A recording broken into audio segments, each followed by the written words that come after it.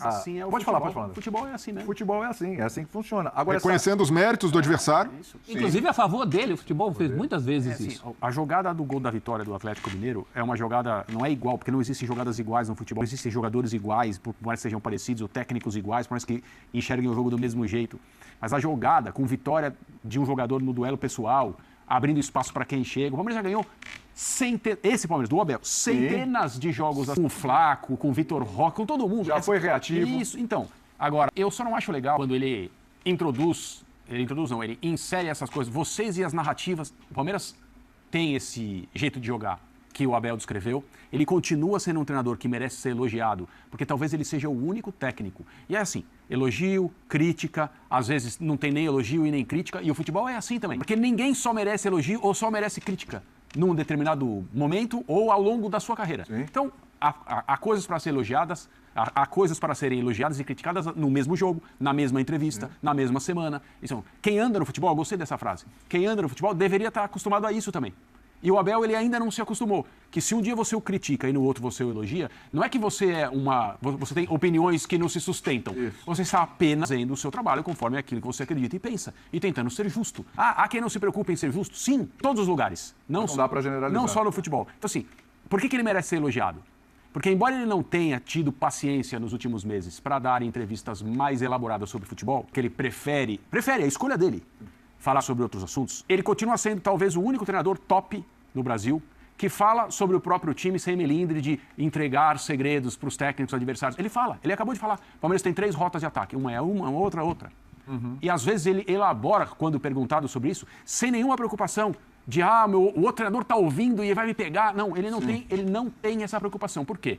Porque ele tem muita fé no taco dele, para usar uma expressão bem brasileira aqui, que talvez ele não conheça. Tem muita fé na capacidade dele e no time dele. Então, ótimo. As 3 rotas ofensivas que o Palmeiras tem, as pessoas que prestam atenção conhecem. Quando alguém diz uma nova maneira de jogar, não está querendo dizer que o Palmeiras está tentando desfazer tudo o que vinha fazendo antes e agora só joga de um jeito. Porque não existe time que só joga de um jeito também. Nem pode existir. Ele me surpreendeu positivamente, porque eu achei que ele ia começar cantando aquela do Skank. Cadê o pênalti que não deram pra gente no primeiro tempo? Ele nem citou, não sei, mas apesar que a coletiva continua, né? A gente pegou um trecho. Se alguém vai chegar a falar, mas por enquanto... Se alguém perguntou a respeito, até se justifica, mas eu achava que ele ia, até pela reação durante o jogo, né? Da reação dele. Não foi isso que aconteceu. É uma das vezes que ele falou de futebol. Se você pegar as entrevistas do Abel, tem muita entrevista de cortina de fumaça, de indignação, em que ele quer ensinar jornalista, quer pautar jornalista e não deixa o jornalista falar como é que se joga ou supor como é que se joga. Tem tudo isso. Mas hoje foi uma entrevista muito lúcida. Sim. Ele fala dos problemas que o Palmeiras teve, ele fala negócio do cruzamento, eu fiquei pensando assim, bom, mas o que ele está querendo dizer? Aí, num segundo momento, ele se refere especificamente aos laterais. Ele quer a participação e a produção desses jogadores. Mas aí tem um problema. O Piquerez não legal o gancho do que ele falou. O time do Palmeiras hoje, com todo mundo à disposição, o que mais vai ter é triangulação, 2 toques, 1, 2, movimentação. Você acha que o que não aconteceu hoje é justamente porque falta Vitor Roque, porque falta Flaco, porque o Paulinho está entrando hoje também? Você tem Paulinho, Vitor Roque e Flaco Lopes. É um baita todos esses quarteto. jogadores que procuram associação. Sim. Procuram um jogo por dentro. Então, para mim, o Abel ele já está fazendo um jogo, um sistema com 3 zagueiros. Tá?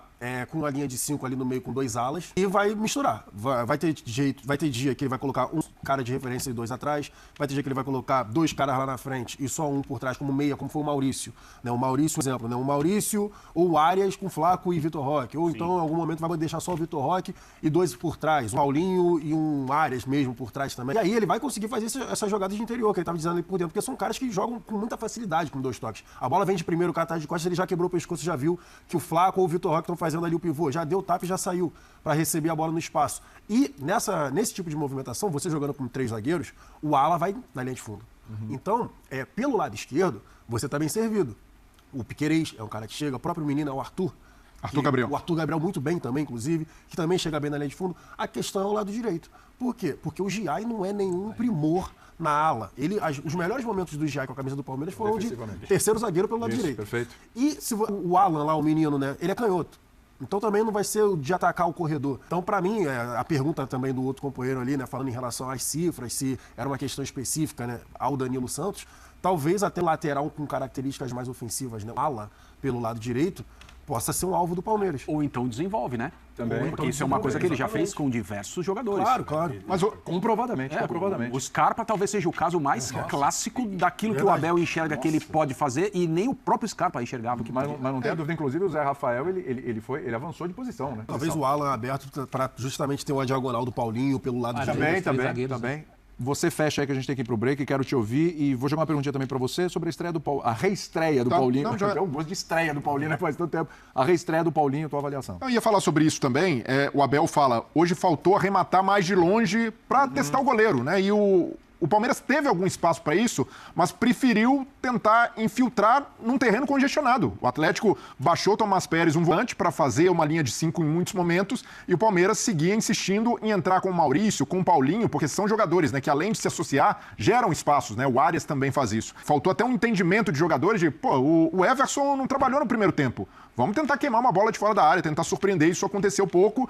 E o Paulinho, depois de muito tempo de inatividade, ritmo de jogo só ganha jogando. E não é no treino. Mas voltou da parada da Copa e ainda tá sem ritmo. Sim, porque ele só vai ganhar com sequência. Hoje já é algo a se comemorar, porque começou um jogo, jogou mais de 45 minutos, com ritmo, quando ele pega na bola, sai algo diferente, né? A gente viu um passe dele pro Arias no primeiro tempo, em que o Arias gira, é um passe que ele acha na base da criatividade. Então o Paulinho ainda vai render, mas o Abel tem razão num ponto, né? Que ele precisa de todo mundo fresco, e é o termo que ele usa, né? Todo mundo na ponta dos cascos, porque o Paulinho ainda tá buscando o ritmo ideal. Vitor Roque voltando agora também, né? Entrando no meio do jogo.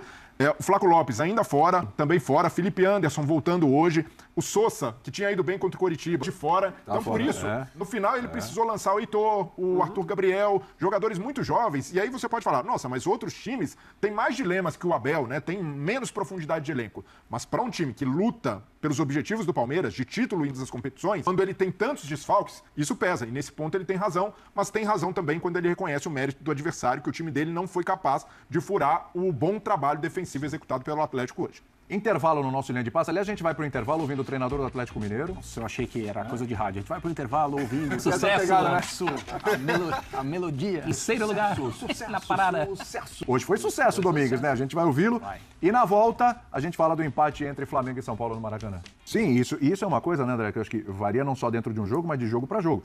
O Breira levantou aqui, não tem nenhum problema de ser reativo, etc. Mas eu acho que o Atlético tem peças, e aí espero que o trabalho dos últimos 40, 50 dias tenha focado nisso, tenha pensado nisso. Ele tem peças para fazer um jogo como fez aqui contra o Palmeiras e talvez o mesmo tipo de jogo contra o Flamengo, certo? Em outros momentos, seu time que vai ser o protagonista do jogo. E vamos falar a verdade, respeitando algumas características diferentes, esse é o tipo de jogo que a maioria das equipes faz contra Palmeiras e Flamengo. É isso aí, e tá tudo certo. Especialmente Palmeiras em São Paulo e Flamengo no Maracanã. Exatamente. Não muda muito, independentemente de quem seja o adversário. Alguns com mais recurso, outros com menos, alguns treinadores vão mais atrevidos. A maioria, nesse caso, vai encontrar uma situação até confortável de poder jogar dessa maneira, sem ser pressionado pelo seu torcedor, sem que nenhum dirigente diga que foi medroso, porque você está jogando com o Palmeiras no seu estádio. Claro. Mudou de nome, né? Vai ser um pouco difícil automaticamente. A gente chama de o estádio do Palmeiras, a casa do Palmeiras, porque isso vai ser sempre, né? Isso não vai mudar. Mudar nunca. Mas sobre o Domingos e o trabalho no Atlético Mineiro, a gente não pode esquecer que esse foi um técnico que foi contratado